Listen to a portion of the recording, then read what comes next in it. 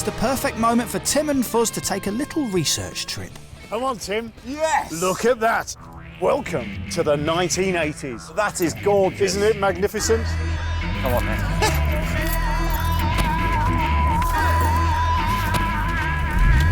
Oh! This car slaps a huge grin on your face, doesn't it? It's so cool.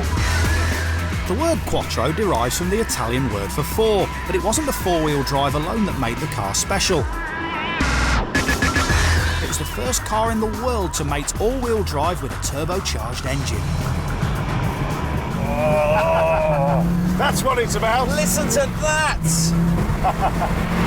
Fuzz, I love it. I absolutely love it. When they first came out, the Quattros cost an eye-watering £14,500, which was well over twice the average annual wage. Nowadays, it's a classic that has been increasing in price. A good condition used example can set you back upwards of £20,000. It's a rally car. It's a four-wheel drive. It's amazing off the road, on the road. It's got 4 seats in it. You can have your wife and your kids in it. If you want to drive it like a rally car, adjust the rear view mirror. You won't see it. That's right. I mean, really, it has everything. It's so well made. The precision engineering, even by today's standard, it's just tight. Yes, production of the UR Quattro might have stopped in 1991, but Audi's love affair with four-wheel drive performance cars didn't end there. Hey, how good was that, Timmy? Wow, what a car. But this, of course, was where the big, muscly four-wheel drive coupes originated. Yeah, they did. Right and if here. it wasn't for those, you wouldn't have that.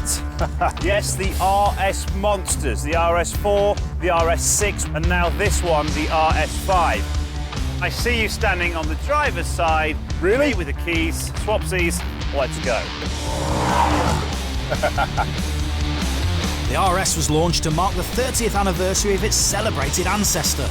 Although this time with a 4.2 444 brake horsepower V8 engine taken straight out of the Audi R8 supercar. This car is 0 to 60 in around 4.5 seconds. Yep. You can't, like a classic car, just put your foot straight to the ground. You can't just do that, Why not? okay? No. What happens if I do? Fuzz, seriously, mate. Set the car to comfort mode for day-to-day driving, but stick it in dynamic and it's designed to generate enough grip around corners that it'll feel like it's trying to take the tarmac with it. So like its predecessor was in its day, the RS5 is very much a driver's car, rather than one for a nervous passenger. I'm not happy about being in here, Fuzz. You don't drive supercars. An RS5 is a supercar. There are no two ways about it. So can I get out, please? Do you know what? I feel like I've been possessed. What are you talking about? I feel odd.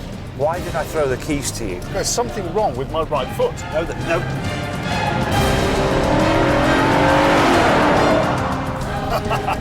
Don't be scared, Tim. Listen to that. I'll tell you what, though. It's got it, hasn't it? It has got it. Yeah, totally.